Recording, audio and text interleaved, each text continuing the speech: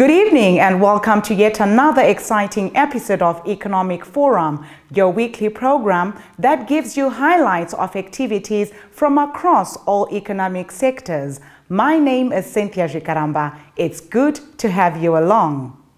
This week, we are focusing on agriculture, paying particular attention to the production, processing, and marketing of small grains. Zimbabwe is blessed with climatic conditions that suit the optimal growth of most agricultural produce. However, the trend in the past has been to promote commercial production of only a limited number of crops. Such prioritized production includes crops such as tobacco, maize, and wheat, all of whose production has benefited from government funding schemes. As the country charts a new course towards economic recovery, this climatic merit could be used to Zimbabwe's advantage through spreading similar support to the production of small grains. Despite having low production costs with a huge export potential, small grains have in previous years been produced at almost insignificant scales. Prioritizing the production of small grains, such as oilseeds, could see Zimbabwe realizing a huge windfall from this untapped market. Following intensive research, Zimbabwe is awakening to the export value it has been foregoing by paying little attention to the small grains value chain.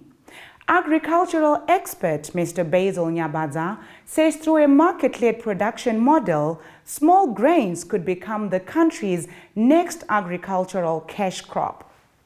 Production, processing and marketing of small grains is a very important aspect of our agriculture, especially under the new dispensation. We have got, for example, tobacco. It's a leader in its own right. There's a full industry behind tobacco, a full industry behind sugarcane. We want to see small grains, in particular oilseeds, more or less treated. Groundnuts, soybean, sunflower, these are full industries which must be developed. Our small-scale farmers, especially in the communal areas, live and make a livelihood out of production of those small grains. But we must now add value and have permanent export markets. As the Small Grains Producers Association, in all the 8 rural provinces, in 62 districts, rural districts, we are saying groundnuts, sugar beans, sorghum, millet, rapoko, they must be grown under a market-led environment. To do that, the biggest setback we have for the last 7 years, we have failed to inject seed into this particular key sector. They cannot continue to grow these crops for export founded on seed coming from a recycled environment. So we appeal to the authorities that let's now look after Mai Chimuti in the village. She is the backbone of the rural economic development. The quality of seed is a big determining factor to the quantity and quality of the yield. Zimbabwe could realize the most from the export of small grains if a significant investment is made towards rebuilding an organic small grain seed bank. 10 years ago, we used to maintain a very healthy seed bank of small grains. But over the last 7 years or so, that seed bank has been depleted. In other words, we are now using recycled material. A mother in Bekita grows groundnuts. She selects a bit to grow again next year. The yields are not maintained. They will fall down. So what we are saying is, let's inject sound material, prime material of seed. By so doing, we then link up with markets outside our borders. Another agricultural expert from one of the private seed companies explains the dynamics of seed and its depleting qualities with continued recycling, and offers advice on how to rebuild the national seed bank for oilseeds. What really we need is to get the correct seed to come into the country so we can give it to the local population and they can grow it for us. Once we get the proper seed, it's much better for export. The quality is there. They can grow more we can buy it off them and we can sell it. Two things will benefit from this. The country will benefit in the foreign currency side, and the locals, Zimbabwean farmers, will benefit from us buying the proper groundnut quality from them. We employ 180 ladies in this factory, and I think it's very important that they have work and we get more seed, we'll open more factories, and the people in the farmlands will benefit a great deal. If your harvests have not been consistent, maybe it's time to evaluate the quality of your seed. With that insightful tip, Economic Forum takes a short break.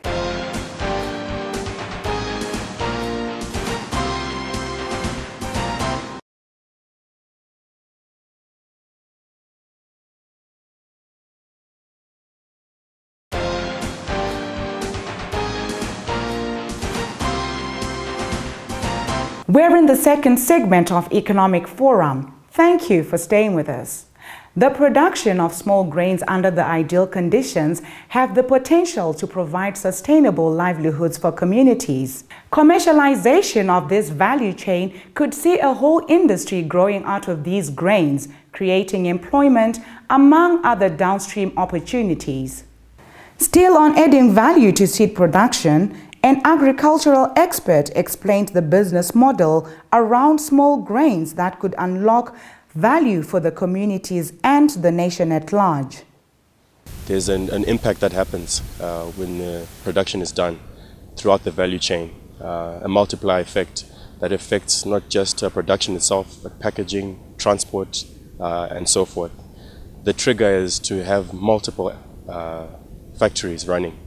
At the moment, we've only got the one factory going, and it's triggering all the way here in Makoni village, down to the village people, predominantly Maichimuti, small-scale farmers. So we encourage that, especially in this new dispensation, that Zimbabwe is open for business. And just as tobacco, groundnuts itself can become an enormous market. It's very important that as the country progresses and moves forward, it's not just felt in the urban areas, but out here where the masses are. We are passionate about Maichimuti. Groundnuts itself, generally and traditionally, are grown by the women, the small-scale farmers. And for Zimbabwe really to grow and to move from a subsistence to a business approach, we need to be able to look down to the grassroots and pick each other up. So we really reach out to those who make decisions, that programs such as Command Agriculture that have done well and certainly impacted on food security, that they must also look throughout the 8 provinces, the 5 regions, that maize and some of the other wheat and grasses are not the only source of food, but rather we should look out at small grains in the marginalized areas, so that at least everyone, Command Agriculture should be felt at a grassroots level, at the village level. And we are adamant that groundnuts is a fantastic vehicle to produce that. Zimbabwe has in the past been a production source of choice for many international markets for its best practice in agricultural production. Despite the economic downturn, regional and international markets still have confidence in Zimbabwean produce. This confidence should be translated to actual commercial transactions if government acts swiftly to accord groundnuts and other small grains the priority equivalent to their export revenue potential.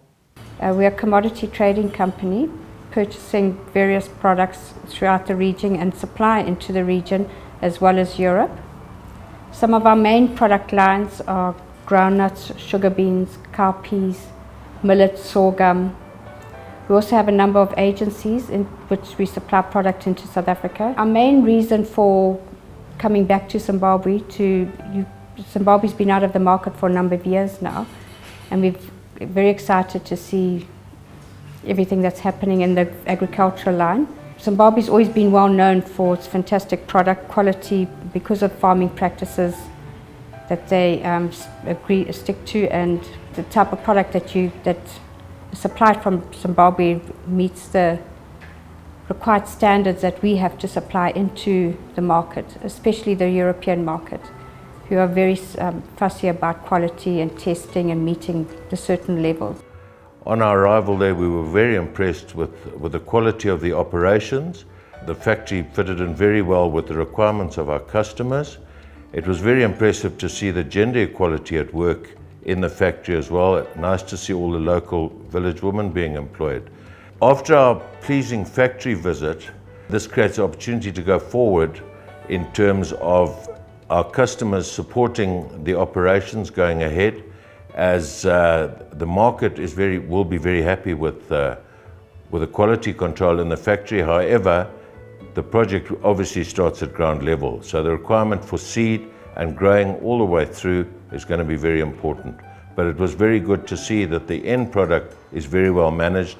Now it just needs to make sure that these first stages of the project, which is your seed and planting, those are very imperative to make the whole project a success. This visit was very exciting for us because there has been huge demand from both the region and from Europe for Zimbabwean products. And unfortunately, for the past few years, they have been very scarce. The benefits of this project are very, very diverse. I mean, it's a product that allows the communal and small-scale farmers to have an opportunity to produce a product that is required worldwide. It gives Zimbabwe the opportunity to have a product that is exportable, that will bring in foreign currency back into Zimbabwe. I'm very happy to report that this is very encouraging for any joint venture efforts that are going to be made going forward to promote this operation. As evidenced by the interest from regional consumers of the Zimbabwean product, huge economic benefits could be realized from an investment into the small grains industry. For full realization of these economic benefits, there is need for massive mobilization of both human and capital resources towards commercializing these grains. To increase production output, the strategy will be to mobilize communal farmers in all districts and supply them with inputs and a ready market. His Excellency the President, Comrade Emmerson Dambudzo Mnangagwa's clarion call for economic development to encompass all citizens has been embraced by the religious community. We followed proceedings at one of the church's conference where the religious leaders added their weight to national development through organizing partnerships between their membership and the private sector in producing groundnuts in a market-led production arrangement. We are here today at a huge church gathering of the Zion Christian Church in Chegutu District, Mashonaland West. Now, this church is unique in that it's now decades of hard work with the Mutendi family leading the church. But they are now answering the call, which is now the mantra coming from our president, Comrade E.D. Mnangagwa, to say Zimbabwe is open for business. It must have meaning in our people. The rural community must find something to say, yes, we are now following what His Excellency is saying. They've identified two crops, groundnuts and sunflower, to be the leadership crops, to empower the community, to emancipate the community, to graduate the community from poverty.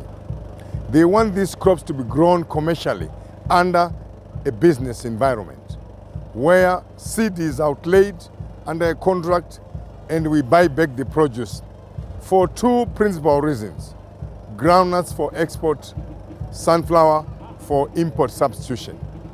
Now, if you then bring in the congregants to participate in a business environment, they are enhancing families, communities, and indeed the entire economy. We are the players. We must run the marathon. But as we run the marathon, we must bring participants. A church is a key organ within the nation. It's a leader. Now we are bringing two crops through the church, that private companies work with the church to expand production, to earn income for families, for our economy. In this particular instance, they've identified groundnuts, because groundnuts grow in at least 48 rural districts throughout the country. The church is spread out. not just within Zimbabwe, but within SADC, Namibia, South Africa, Zambia, Botswana, Swaziland, Lesotho.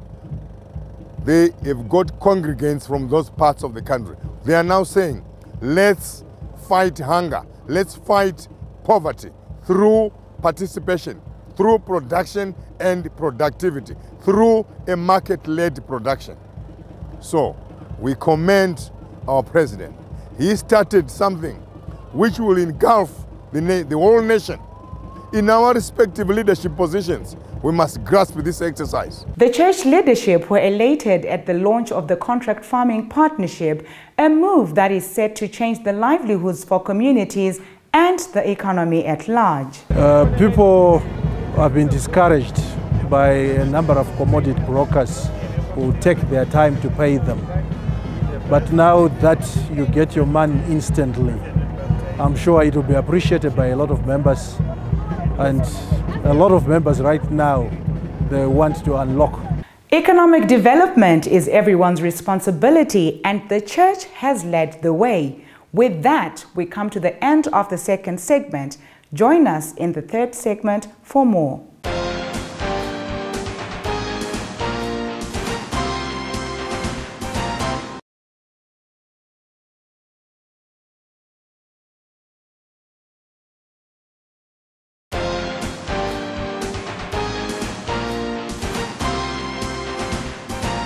Welcome back. We're in the third and final segment of Economic Forum. Today, we are discussing commercial production of small grains, particularly groundnuts. The depletion of the National Bank for Oilseeds has hit hard in Manicaland province, particularly in districts where weather conditions are unfavorable for maize and tobacco production. The use of recycled seed has resulted in low yields, thereby suffocating the small grains industry that had become the livelihood of the communities. We spoke to some small-scale farmers who have felt the pinch from the slowdown in the small grain production value chain.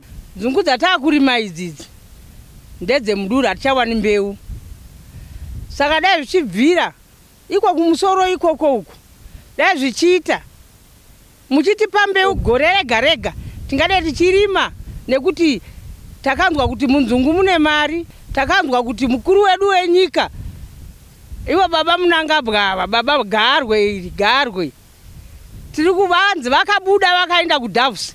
Tinongoverenga mapepa tinozvinzwa. Saka tinongoda kuti dai vauya nemazimari avari kunokohwa ikoko uku. Tiri kuda kuti ngaapinde mumaruwa.